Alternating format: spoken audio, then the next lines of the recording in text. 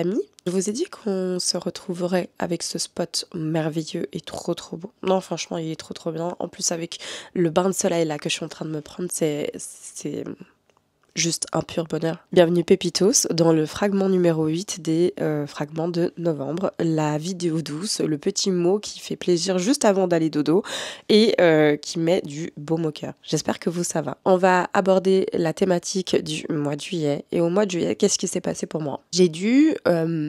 par mon expérience et ma vie, continuer à travailler en n'ayant pas de foyer, en n'ayant pas de réel maintien.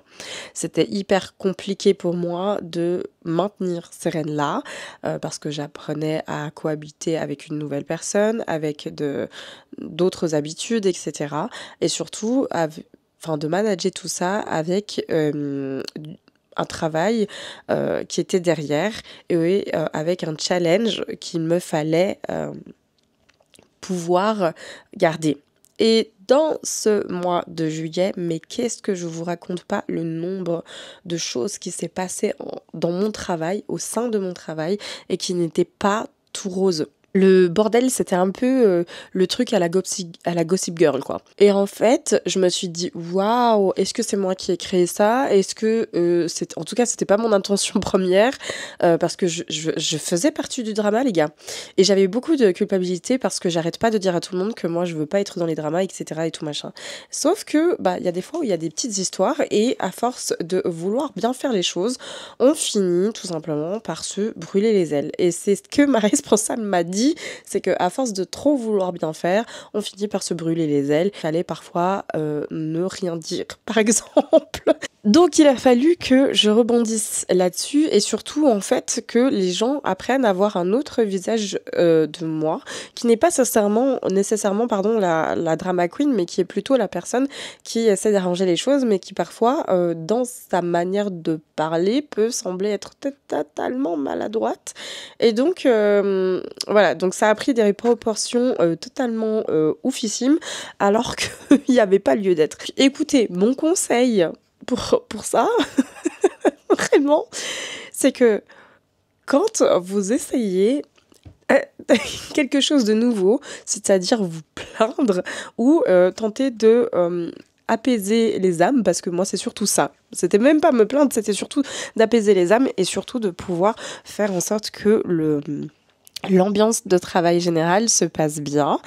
En fait, juste soit vous en parlez un petit peu, soit vous ne dites rien, mais en tout cas faites pas comme moi les amis, c'est-à-dire que n'essayez pas d'aller appeler quelqu'un qui est soi-disant supérieur, parce que des fois ce supérieur il peut foutre encore plus le bordel et scinder les équipes. Donc vraiment ça c'est mon conseil, ok? Soit vous allez voir la personne et vous lui dites les choses en face, soit vous lui dites rien, parce que d'habitude moi je suis quelqu'un qui dit les choses en face et là je sais pas pourquoi avec cette personne j'ai pas réussi. Je me suis dit peut-être que elle voudra pas m'écouter, peut-être que, alors qu'en fait si, elle aurait pu totalement m'écouter, mais du coup je suis allée voir quelqu'un d'autre et puis en fait ça a foutu plus le sbeul. Donc vous savez quoi, voilà, c'était mon karma. Mais bref, si vous avez des histoires avec quelqu'un, en tout cas c'était une très belle leçon de vie. Dites-lui simplement, écoute, on va en discuter 2 minutes, toi et moi, si ça te va, on essaie d'aplatir les choses, etc. Libre à l'autre de prendre en bien ou en mal ce que vous allez, entre guillemets, lui reprocher. Encore une fois, mettez-lui... mais je suis désolée pour Auria, elle arrête pas, hein, elle fait tout le temps du bruit, c'est affligeant. Bref, mais donc du coup, n'hésitez pas à aller au frontal, carrément, parce que faire des histoires pour faire des histoires, vraiment, ça n'a aucun sens. Et c'est surtout, en fait, moi, ce que j'ai remarqué, c'est que ça aurait pu totalement être évité si j'avais dit les choses en face avec cette personne et que je lui aurais certainement dit écoute, là je suis pas d'accord avec toi, il y a des choses qui se font pas, etc., parce que je pense que quand on est des adultes on peut être avenant, mais sachez les enfants, si y a des jeunes adultes ou des ados qui m'écoutent et me regardent, sachez que le monde des adultes, c'est pas toujours comme on pense. On n'est pas toujours responsable, on n'est pas toujours sage et des fois même on peut être totalement nocif pour les autres.